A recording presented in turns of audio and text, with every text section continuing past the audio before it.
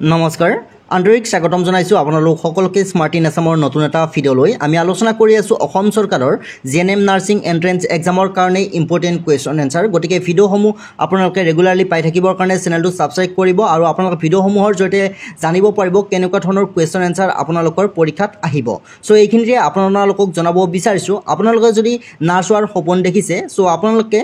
GNM nursing entrance এক্সামত অৱতীৰ্ণ হ'ব লাগিব আৰু এই এণ্ট্ৰেন্স এক্সামৰ জৰিয়তে আপোনালোকক সিলেকশ্যন কৰি উলিওৱা হ'ব আপোনালোকে নাৰ্ছত নামভৰ্তি কৰিব পাৰিব ইয়াৰ জৰিয়তে গতিকে আপোনালোকে যদি জিএনএম নাৰ্ছিং এণ্ট্ৰেন্স এক্সামটো ভালদৰে দিব খুজিছে আপোনালোকে আমাৰ সৈতে সংযুক্ত হ'ব পাৰে আমি সম্পূৰ্ণ সিলেবাছ অনুসৰি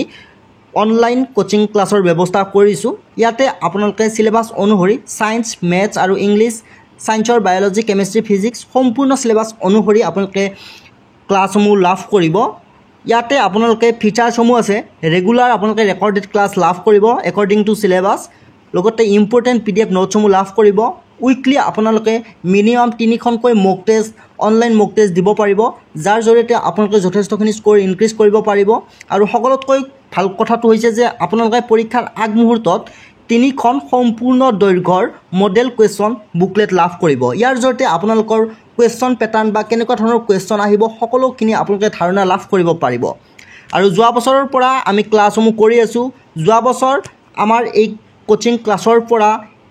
90 গৰাকীতকৈও অধিক কেণ্ডিডেটে বিভিন্ন মেডিকেল কলেজ তথা নাৰ্ছিং ইনষ্টিটিউটত এডমিশ্যন হৈ বৰ্তমান সময়ত পঢ়ি আছে গতিকে আপোনালোক যিসকলে এতিয়াও আমাৰ সৈতে সংযুক্ত হোৱা নাই বা আমাৰ অনলাইন ক্লাছত জইন কৰা নাই আপোনালোকে অতি শীঘ্ৰে আমাৰ অনলাইন ক্লাছত জইন হ'ব পাৰিব জইন হোৱাৰ কাৰণে আপোনালোকে ওৱান টাইম পে'মেণ্ট কৰিব লাগিব মাত্ৰ 599 টকা আপোনালোকে পে'মেণ্ট কৰিব লাগিব আৰু আপোনালোকে হোৱাটছআপ কৰিব যিসকলে এডমিশ্যন হ'ব খোজে আমাৰ নাম্বাৰ হৈছে 9127209043 এই নাম্বাৰটোত আপোনালোকে আমাৰ লগত হোৱাটছআপৰ জৰিয়তে মেছেজ কৰিব পাৰিব মেছেজ কৰিলে আমি গোটেইখিনি প্ৰচিডিউৰ আপোনালোকক জনাই দিম আৰু এইখিনিতে আপোনালোকক জনাব বিচাৰিছোঁ আজি নিশা 8 বজাৰ পৰা 10 বজাৰ ভিতৰত 8 বজাৰ পৰা 10 বজাৰ ভিতৰত নিশা আপোনালোকে জিএনএম নাৰ্ছিং এডমিশ্যন সম্পৰ্কীয় যিকোনো তথ্য আমাৰ পৰা আপোনালোকে হোৱাটছআপত ভইচ কলৰ জৰিয়তে জানিব পাৰিব আপোনালোকে আমাক ভইচ কল কৰিব পাৰিব নিশা 8 বজাৰ পৰা 10 বজালৈ আমাৰ ভইচ কল খোলা থাকিব নাম্বাৰটো একেইটাই 9127209043 এই নাম্বাৰটোত আপোনালোকে এডমিশ্যনৰ বাবে কণ্টেক্ট কৰিব পাৰে চ' বেছি পলম নকৰি আমি ভিডিঅ'টো আৰম্ভ কৰিছোঁ কিন্তু আপোনালোকক জনাব বিচাৰিছোঁ আমি মাত্ৰ আমাৰ অনলাইন প্লেটফৰ্মত মাত্ৰ 100 গৰাকী কেণ্ডিডেটকহে ছিট দিব পাৰিম গতিকে মাত্ৰ কেইটামান ছিটহে বাকী আছে গতিকে যিসকল ইণ্টাৰেষ্টেড হয় অতি শীঘ্ৰে আমাৰ লগত যোগাযোগ কৰিব চ' বেছি পলম নকৰি ভিডিঅ'টো আৰম্ভ কৰিছোঁ ফাৰ্ষ্ট কুৱেশ্যন দিয়া আছে মানুহৰ ডিঙিৰ সন্মুখ ভাগত থকা পখিলা আকৃতিৰ থাইৰয়ড গ্ৰন্থিয়ে শৰীৰৰ কি নিয়ন্ত্ৰণ কৰে চ' থাইৰয়ড গ্ৰন্থিয়ে কি নিয়ন্ত্ৰণ কৰে অপশ্যনসমূহ আছে ৰক্ত সঞ্চালন স্নায়ু মাংসপেশী আৰু বৃদ্ধি ইয়াৰ শুদ্ধ উত্তৰ হ'ব অপশ্যন ডি থাইৰয়ড গ্ৰন্থিয়ে মানুহৰ শৰীৰৰ বৃদ্ধি নিয়ন্ত্ৰণ কৰে মনত ৰাখিব কুৱেশ্যন নম্বৰ 2 দিয়া আছে জিন কি অপশ্যন আছে বংশগতিৰ একক এবিধ ভিটামিন এবিধ বেক্টেৰিয়া কোষত থকা ছিদ্ৰ চ' আমি সকলোৱে জানো জিন হৈছে বংশগতিৰ একক correct answer option A next question দিয়া আছে উদ্ভিদৰ পাতৰ ৰং সেউজীয়া হোৱাৰ কাৰণ হৈছে হিমোগ্লোবিন গ্লুক'জ ক্লৰফিল লৌহ যৌগ চ' ইয়াৰ কোনটো কাৰণত উদ্ভিদৰ পাতৰ ৰং সেউজীয়া হয় ইয়াৰ শুদ্ধ উত্তৰ অপশ্যন চি ক্লৰফিল থকাৰ কাৰণে উদ্ভিদৰ পাতৰ ৰং সেউজীয়া হয় কুৱেশ্যন নম্বৰ 4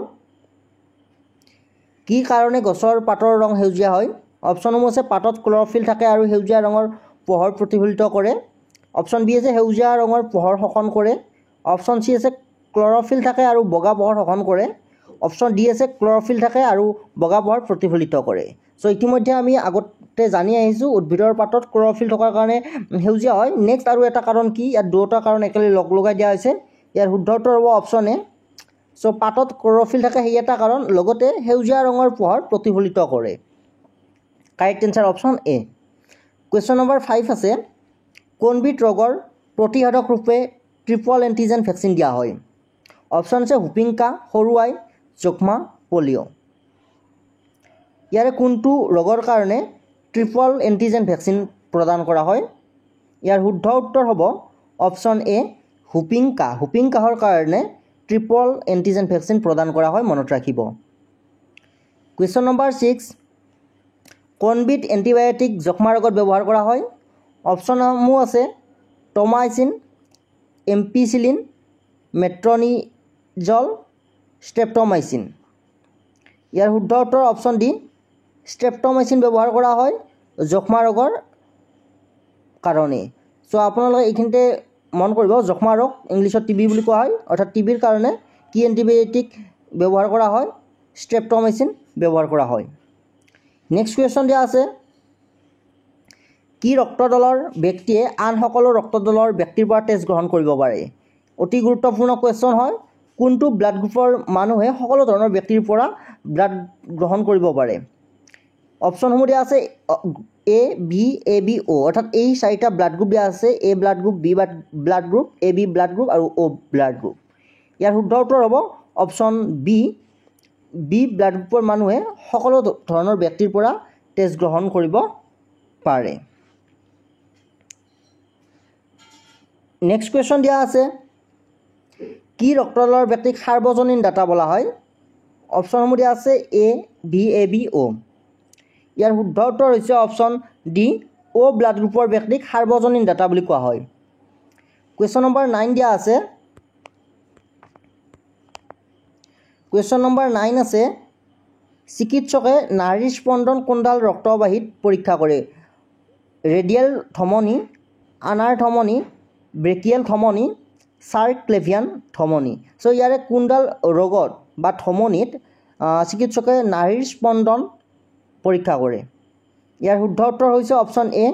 ৰেডিয়েল ধমনীত চিকিৎসকে নাড়ীৰ স্পন্দন পৰীক্ষা কৰে। কুৱেশ্যন নম্বৰ 10 দিয়া আছে,